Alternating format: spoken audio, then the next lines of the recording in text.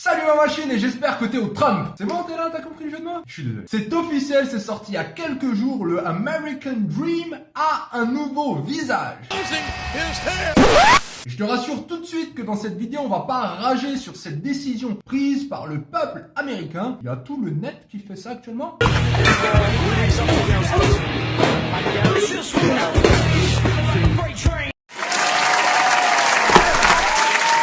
Mais ce que j'aimerais dans cette vidéo, c'est vraiment retirer 2 leçons de toute cette élection. L'idée, c'est d'en tirer quelque chose d'utile à notre développement dans cette situation qui paraît catastrophique. Hein?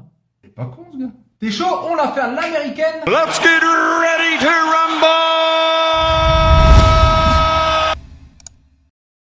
Commençons par les bonnes nouvelles et j'espère que c'est la première chose qui t'est venue en tête quand t'as vu qu'il est devenu président. Si ce gars...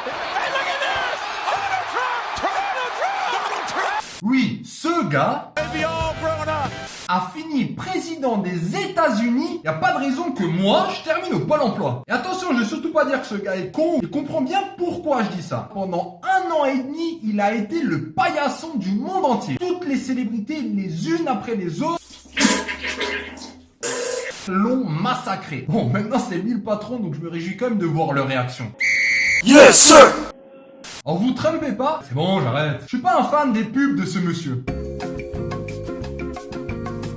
Mais dorénavant, je peux vous garantir que je penserai à lui à chaque fois que je me sentirai ou bien jugé, ou bien que mes rêves semblent inatteignables. Par contre, si t'as un minimum suivi ce personnage, tu remarqueras qu'il y a vraiment une chose dont il manquait jamais. La confiance en soi. Alors, on pourra déjà retenir la Trump leçon numéro 1, parce qu'on a confiance en soi et qu'on s'entoure de bonnes personnes, on peut arriver à faire les trucs les plus fous. Je te rappelle quand même que quand il s'est présenté aux élections, tout le monde croyait que c'était une blague.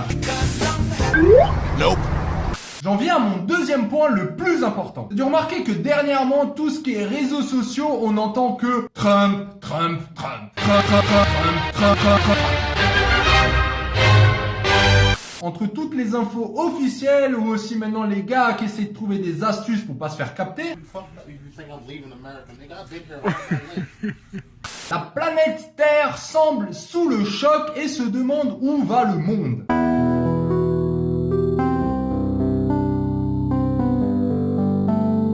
De mon côté, dans des situations pareilles, il y a une chose que j'adore faire. Prendre un peu de recul, one step back, comme on dit en anglais, et juste analyser tout ce bordel médiatique. Et quand tu fais ça, tu comprends très vite que l'homme a développé une passion pour se plaindre. Alors avec une bombe comme ça, tu peux t'imaginer que là, c'est du caviar. Il y en aura pour tout le monde. Pourtant, on sait tous que cette attitude de se plaindre, vraiment, ça mène nulle part. Mais en même temps, il y a vraiment quelque chose de confortable là-dedans. Tout le monde le fait, on peut se plaindre, ça soulage un peu. J'ai raison sur ce coup? Dis-moi tout. Et à mes yeux, c'est quelque chose de tout à fait normal. Si on se trouve actuellement dans une situation qui nous plaît pas trop, c'est toujours plus simple de dire que c'est la faute au président, au premier ministre, aux parents, la faute au passé, la faute à Maître Gims. Je me tire, demande pas pourquoi je suis parti sans moi. C'est vrai que c'est beaucoup plus simple que de se dire, ça se trouve c'est mes actions du quotidien qui m'ont mené dans cette situation. Et que c'est moi le seul responsable de tous mes malheurs. Et lueur d'espoir aussi de tous mes bonheurs. Et c'est exactement là où je veux en venir. Un des grands traits de caractère qui a été retrouvé chez des grands champions sportifs, des personnes qui ont inspiré ce monde, c'est leur capacité d'assumer tout ce qui leur arrive. En fait, quand tu assumes tout ce qui t'arrive, d'une certaine manière, tu reprends le contrôle de ta vie. Parce que tu te dis, c'est pas des facteurs externes qui ont fait que je me retrouve actuellement ici, mais ça se trouve c'est des mauvaises habitudes, j'ai mal agi dans certaines situations, et le point positif justement, c'est que vu que c'est toi qui es aux commandes, vu que c'est toi qui t'es emmené ici, t'es aussi capable de te sortir de là.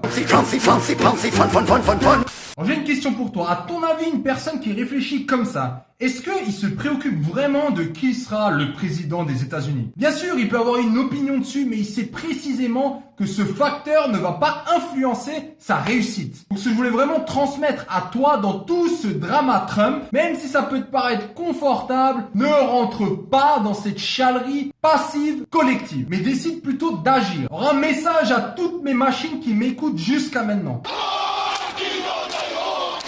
Pour les autres, tant pis. Et si dans les 30 prochains jours, quand quelque chose t'arrive, au lieu d'essayer de chercher un facteur externe, t'essayes de te tourner vers toi et de te demander, je suis responsable de ce qui vient de m'arriver, qu'est-ce que j'ai pu faire pour que ça m'arrive et comment je peux agir dessus. Tu as remarqué qu'au début c'est carrément impulsif, t'as tout de suite envie de dire c'est à cause de lui ou c'est à cause de ça. Mais si t'es chaud, machine, tiens-moi au courant comment la qualité de ta vie va s'améliorer après 5 jours, 10 jours, 20 jours ou même 30 jours. Je suis vraiment impatient d'avoir vos retours parce que je suis certain que vous allez vraiment remarquer un changement.